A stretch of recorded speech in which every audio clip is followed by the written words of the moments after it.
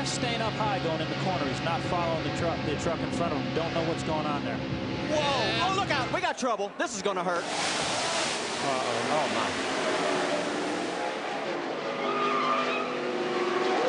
Oh,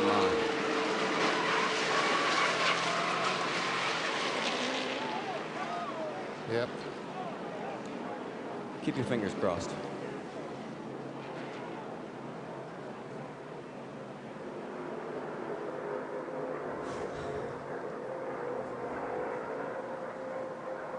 And it was so good for so long, and it turned into so bad so quickly.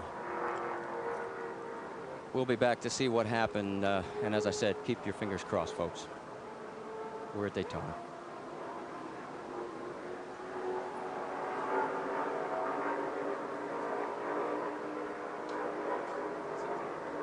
Bodine.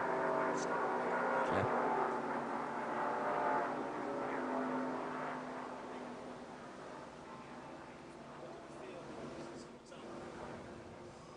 All right. Can you give us a replay so we can see?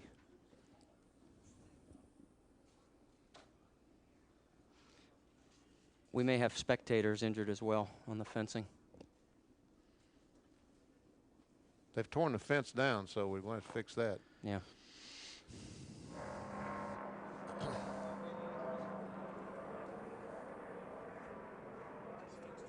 Yeah, right down here.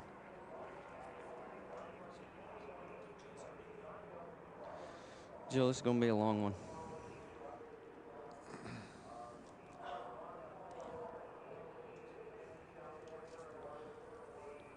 Do a truck count, please.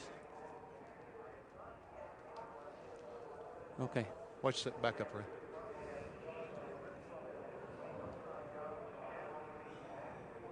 Right there. Kurt Busch. Boom. It's Yes, Geoff. Bodine.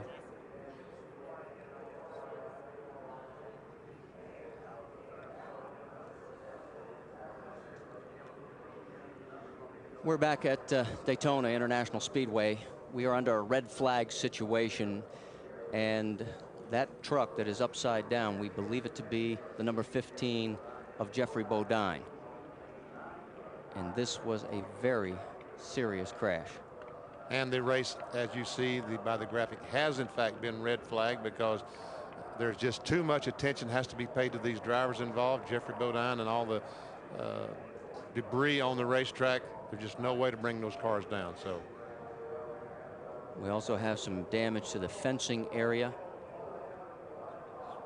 In fact, it's right in this part of the tri-oval coming into view now, right there at the bottom of your screen. So this is going to be an extended red flag, and we are keeping our fingers crossed for all the drivers.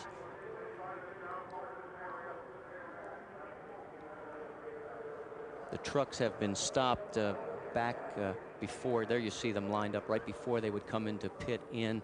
Drivers are staying in the trucks right now. that's Lonnie Rush's vehicle, the Hastings Fielder truck, being towed back to the garage area.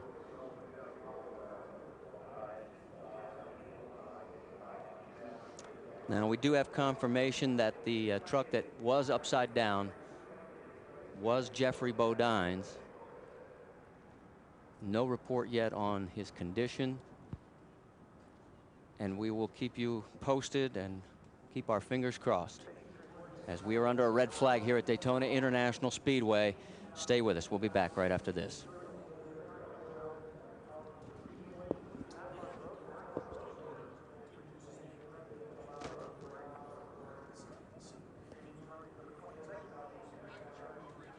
No, that's where's it?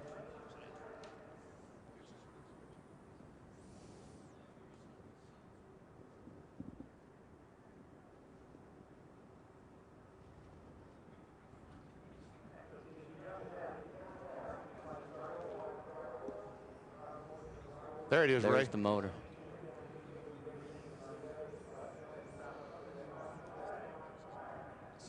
Yeah. Yeah.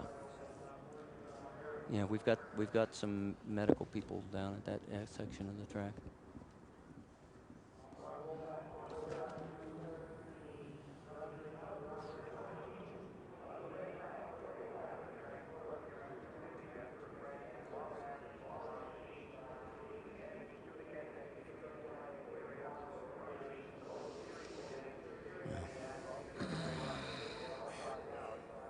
was so good, too.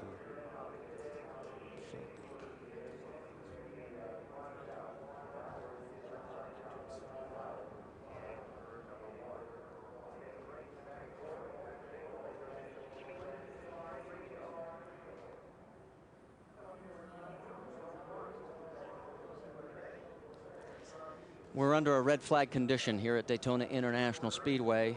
We believe about 9 trucks were involved on the tri-oval incident that has brought out this red flag. The most serious involves Geoff Bodine. The truck literally came apart. The motor is about, oh, I'd say 250 feet from where the truck ended up on the infield grass, actually, towards turn number 1. We can tell you the 31 is being towed back to the pit area. That's John Young. Lyndon Amick's 52 Penda Truck Accessories truck is also on the hook.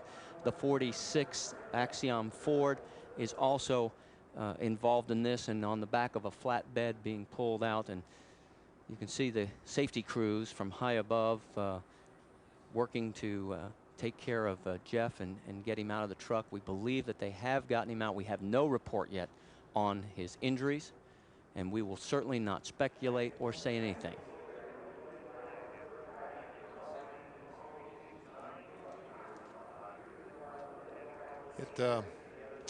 You're right, Marty. The truck just completely disintegrated when it made contact with that outside wall. Very reminiscent of Richard Petty's crash here, 1988, as he came off turn 4, made some contact, got up in the fence, and was so violently crashing down the front straightaway. That's what this crash reminded me of. Well, when we build these trucks and cars, Benny, as anything with NASCAR, safety comes first. And even though the truck came apart a good bit, the main roll cage stayed intact. So as the safety crews continue to work on Geoff Bodine, we'll take another break, and we'll be right back to Daytona International Speedway.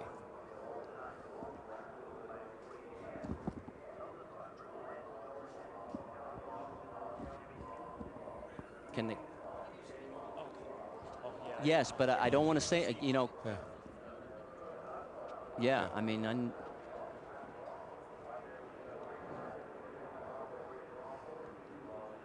yeah.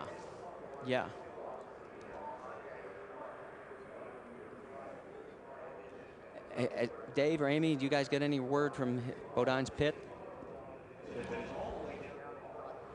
Can you hear me right? The only thing we got across the scanner was that one of the crew members.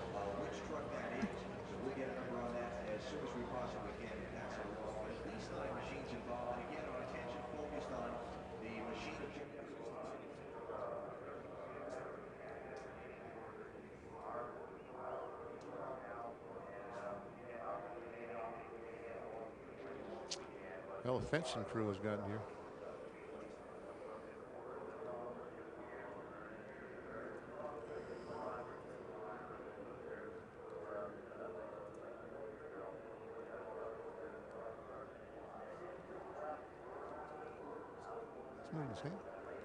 Sorry.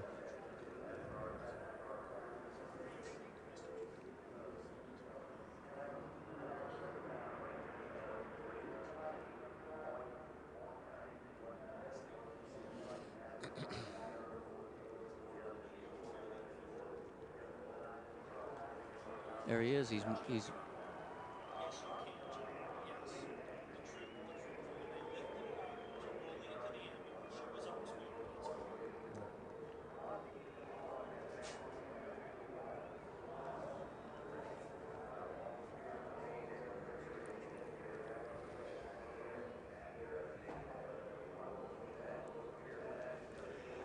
back at Daytona International Speedway at the inaugural running of the Daytona 250. We are under a red flag situation after a 9-vehicle crash on the tri-oval involving Geoff Bodine, and the most serious element of the crash. We're waiting for word from medical officials and NASCAR officials on Geoffrey's condition. We will certainly not speculate. It was a horrific crash.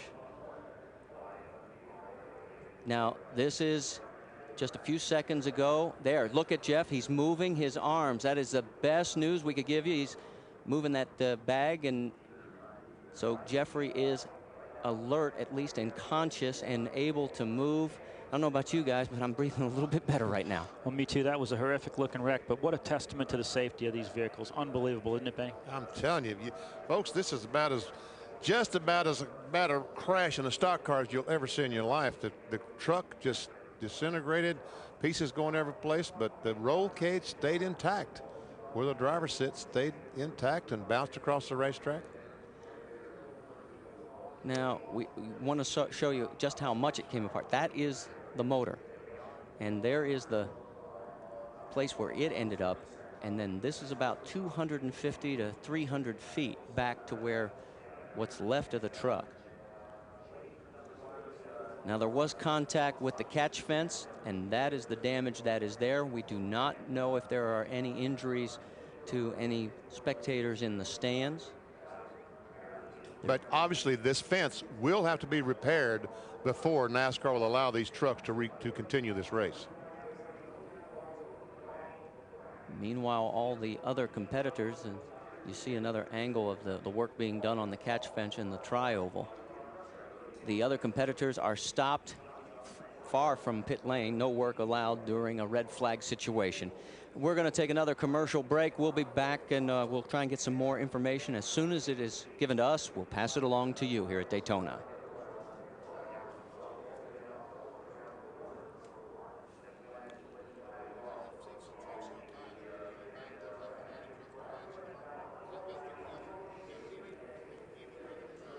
Yeah.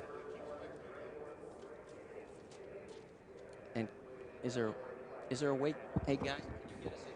Let's let the guys in here.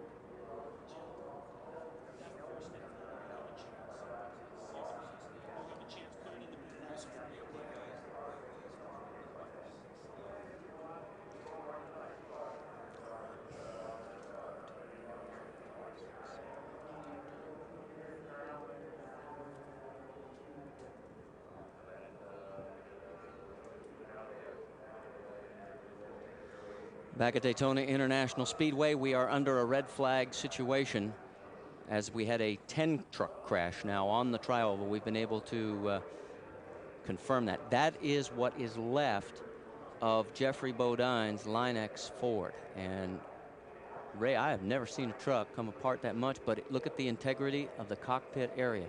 Well, that's one thing. NASCAR sends you rules. You have to build your NASCAR car or truck by those rules. And it's about 250 feet of round steel tubing that cage is made out of. And that's what you start with, the middle of that car. That's the most important part. With NASCAR racing, driver safety is first. And the thickness of the metal also has to be a certain thickness. You just can't use thin wall tubing. It has to be a certain thickness, and the integrity has to be able to stand something like this. So thank goodness that they do send out those rules and make sure that these mechanics like Ray Evernham use that thick tubing. We've built quite a few of those things, Benny.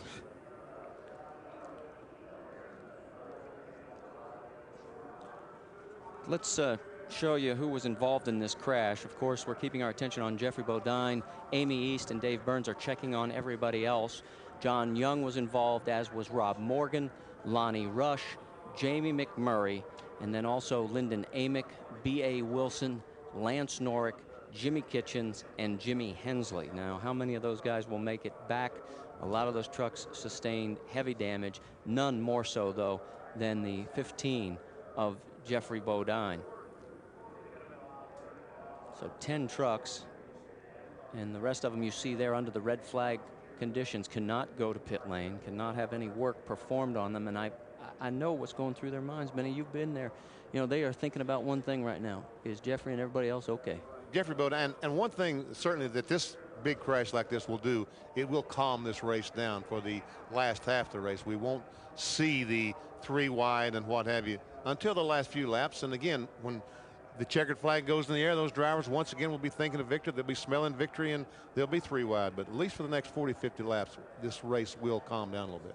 But until the crash, I mean, the first 57 laps of this thing, it was spectacular. These guys were running really well. And just 3 trucks wide in the trioval, a spot that it's very, very difficult to get to 2 wide, because that's one of the loosest points of the racetrack is a trioval.